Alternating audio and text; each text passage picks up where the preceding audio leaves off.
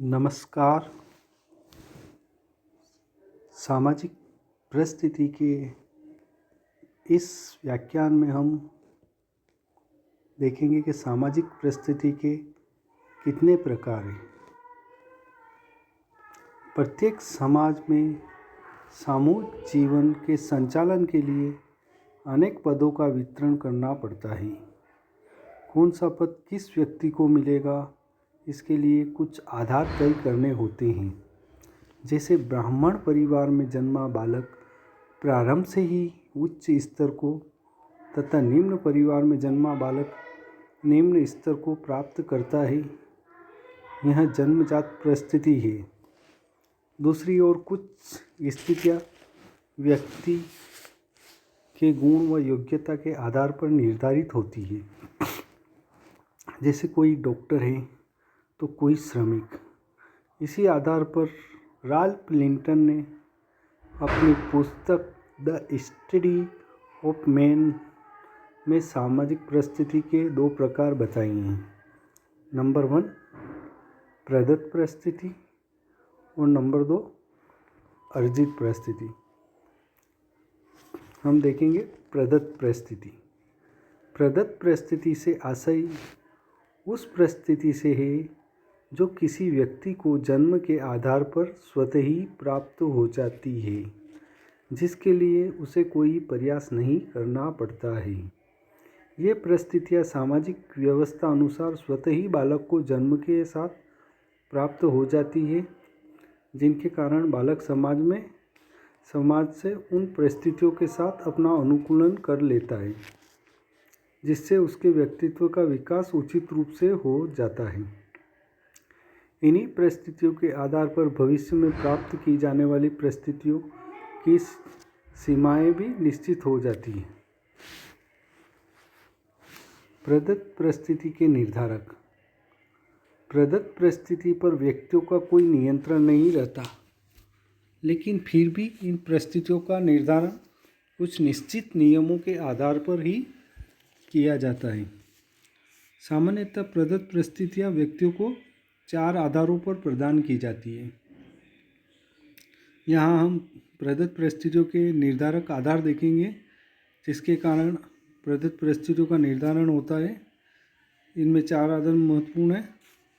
Number 1 लिंग भेद या लिंग विभाजन। लिंग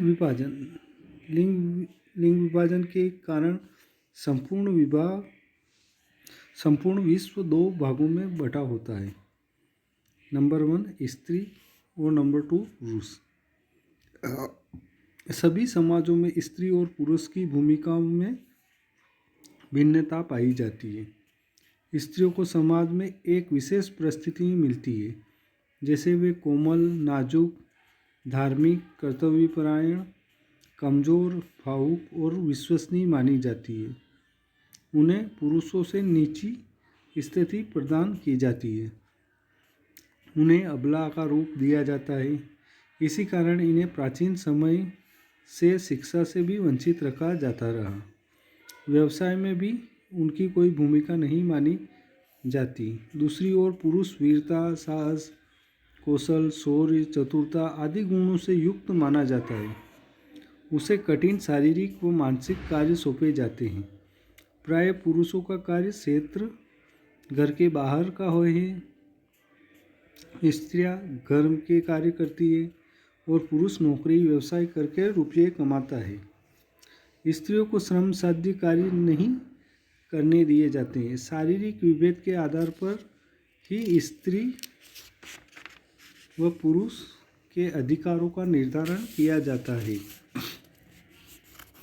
समाज में श्रम विभाजन के भी यही आधार है। अनेक जातियों में स्थिति इसके विपरीत भी है। वहाँ स्त्रियों को पुरुषों की तुलना में अनेक अधिकार दिए गए हैं। ऐसा मात्र सत्तात्मक परिवारों में होता है। भारत में नायर जनजाति में स्त्री की परिस्थिति पुरुष से ऊंची ही होती है। यद्यपि आज के युग में लिंग विभाजन के कारक की सीमाएं कम होती जा रही है। स्त्रियां भी घर के बाहर कार्य करती है। हर क्षेत्र में उनका वर्चस्व भी है। समाज में भी विशेष आरक्षण दिया जाता है। इसके उपरांत भी वंशानुक्रमण के कारण जो भेद है वह तो उनकी परिस्थिति को पुरुष की तुलना में कम करता ही है। इसी प्रकार प्रदत्त परिस्थिति का दूसरा निर्धारक आधार है आयु भेद। आयु भी परिस्थिति का महत्वपूर्ण आधार है। आयु में निरंतर परिवर्तन होता रहता है। आयु के आधार पर अनेक सामान्य परिस्थितियाँ प्रदान की जाती है। आयु का विभाजन शैशवावस्था, बाल्यावस्था, युवावस्था, प्रौढ़ावस्था के क्रम में किया जाता है।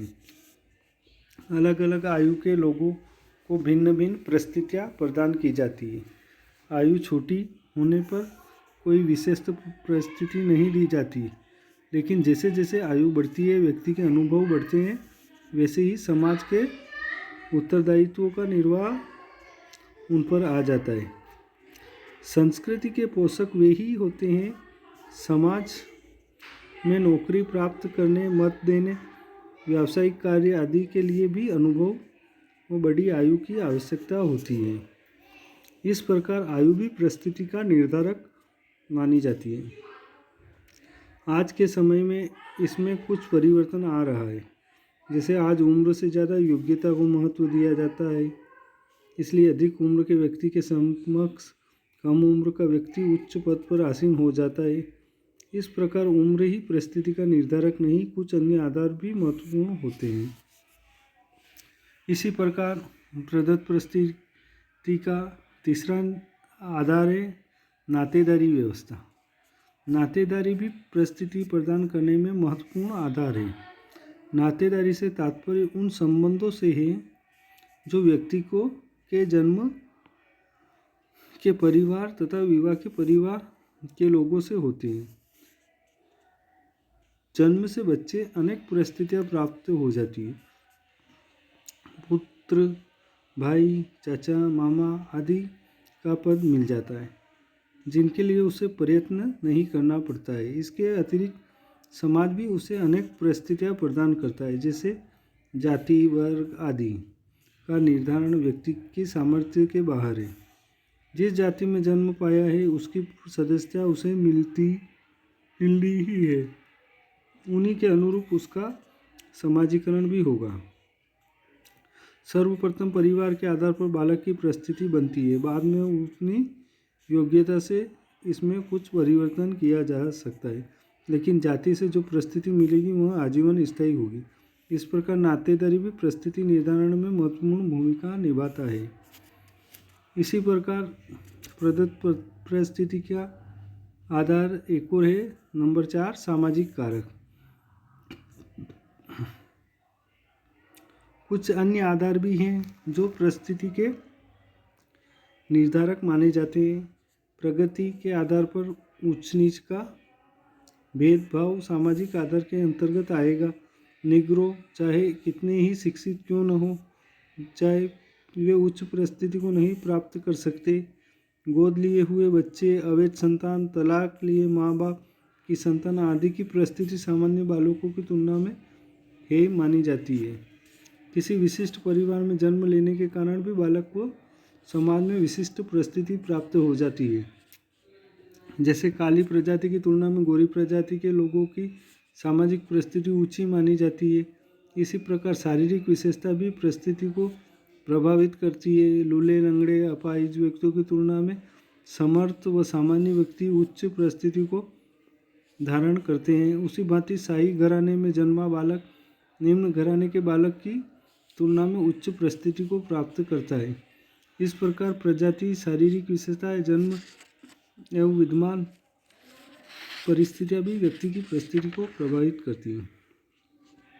इस प्रकार हमने देखा कि प्रदत्त परिस्थिति किसे कहते हैं और इसके कौन कौन से आधार हैं। हमने प्रदत्त परिस्थिति के 4 आधार देखे हैं: लिंग विभाजन, आयुभेद, नातेदारी और सामाजिक कारक। अब हम चर्चा करेंगे अर्जित परिस्थिति की।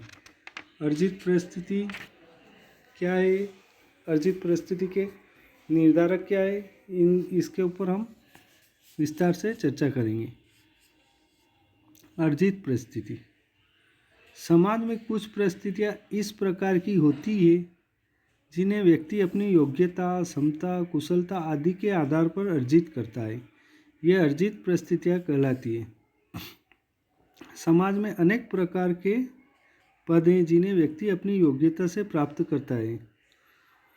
जब कोई व्यक्ति किसी पद को प्राप्त कर लेता है तो अन्य व्यक्ति जो उस विशिष्ट योग्यता वाला होता है उस पद के लिए प्रयास करता है।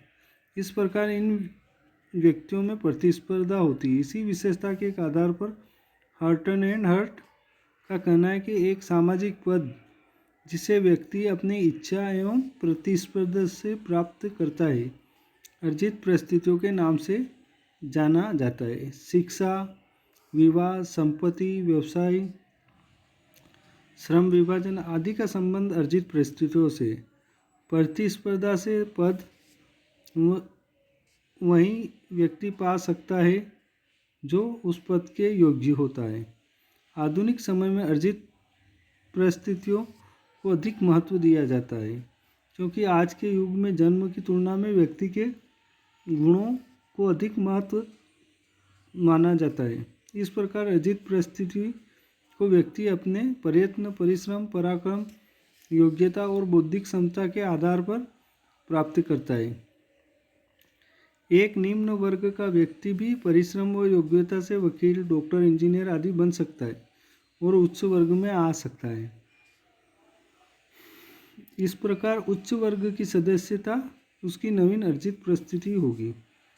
जिन समाजों में सामाजिक परिवर्तन तीव्र गति से हो रहे हैं वहाँ अर्जित परिस्थितियों का महत्व बढ़ रहा है क्योंकि सामाजिक परिवर्तन के परिणाम स्वरूप अनेक परिस्थितियाँ उत्पन्न हो रही है जिसमें योग्यता का महत्व दिया जाता है। अब हम अर्जित परिस्थितियों के कुछ आधार देखेंगे, कुछ निर्धारक देखेंगे। अर्जित परिस्थितियों के निर्धारक को में सबसे पहला है संपत्ति। संपत्ति द्वारा व्यक्ति अर्जित परिस्थिति को प्राप्त कर सकता है क्योंकि इसके द्वारा उच्च स्थितियों से संबंध समस्त सुविधाएं प्राप्त की जा सकती हैं।